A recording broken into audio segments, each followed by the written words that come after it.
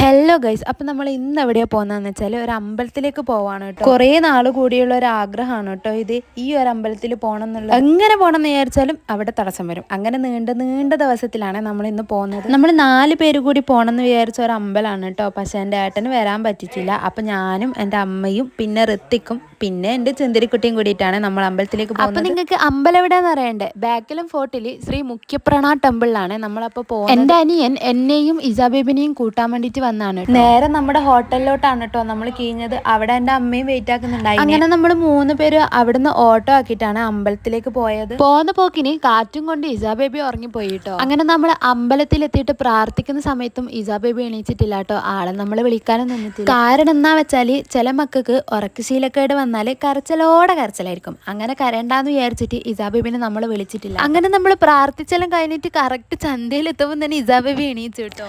അവിടുന്ന് അവൾ ഈ ഒരു കുഞ്ഞു കാറ് മാത്രമാണ് ചൂസ് ചെയ്തത്. നമ്മളൊരു ക്യാപ്പും കൂടി വാങ്ങിച്ചു കൊടുത്തിട്ട് കേട്ടോ. കാരണം എന്ന് വെച്ചാൽ അവിടെ ഭയങ്കര വെയിലേനു. അപ്പോൾ ഒരു സേഫ്റ്റിക്ക് ഈ ക്യാപ്പും കൂടി ഉണ്ടായിക്കോട്ടെ എന്ന് വിചാരിച്ചു. അവിടുന്ന് വേറൊരു സംഭവം കൂടി ഉണ്ടായിനി. അമ്മൻ്റെ കയ്യിലുണ്ടായ 500 രൂപ കാണണ്ടായി കേട്ടോ. പിന്നെ അതിൻ്റെ പേരിൽ ഞാനും അമ്മയൊക്കെ വഴക്കാം. അല്ലെങ്കിലും എൻ്റെ അമ്മക്ക് ഇങ്ങനത്തെ കാര്യത്തിനൊക്കെ കുറച്ച് ശ്രദ്ധ കുറവ് കൂടുതലാണ്. ഞാനും എൻ്റെ അനിയനും അമ്മയായിട്ട് എവിടെയെങ്കിലും പോകുന്നുണ്ടെങ്കിൽ അന്ന് അവിടെ അടി ഉറപ്പായിരിക്കും. അതുപോലെ തന്നെയാണ് ഇന്നും സംഭവിച്ചത്. ചെറിയൊരു കാരണമെങ്കിലും നമ്മളത് പറഞ്ഞ് വലിയ കാര്യമാക്കും. അപ്പം ഞാൻ വീണ്ടും ഹോട്ടലിലോട്ടാണ് കീഞ്ഞത്. കാരണം എന്ന് വെച്ചാൽ എൻ്റെ വീട് വരുന്നത് ഇവിടെയാണ്. അപ്പം അമ്മയും ഋത്തിക്കും വീട്ടിലേക്ക് പോയി. ഞാനും ഇസാബേബിയും വന്നത് ഏട്ടൻ്റെ കൂടെയാണ് കേട്ടോ. അത് കഴിഞ്ഞിട്ട് വൈകുന്നേരം ആയപ്പോൾ ഏട്ടൻ വന്നപ്പോൾ ഇസാബേബിക്ക് ഏട്ടൻ്റെ കൂടെ പോകണം എന്ന് പറഞ്ഞിട്ട് ഏട്ടൻ കൂട്ടിയിട്ട് കൊണ്ടുവന്നതാണ്. അപ്പം എൻ്റെ ഇന്നത്തെ വീഡിയോ ഇത്രയേ ഉള്ളൂ. ഇനി അടുത്ത വീഡിയോ വരുന്നത് വരെ ടാറ്റാ ബൈ ബൈ.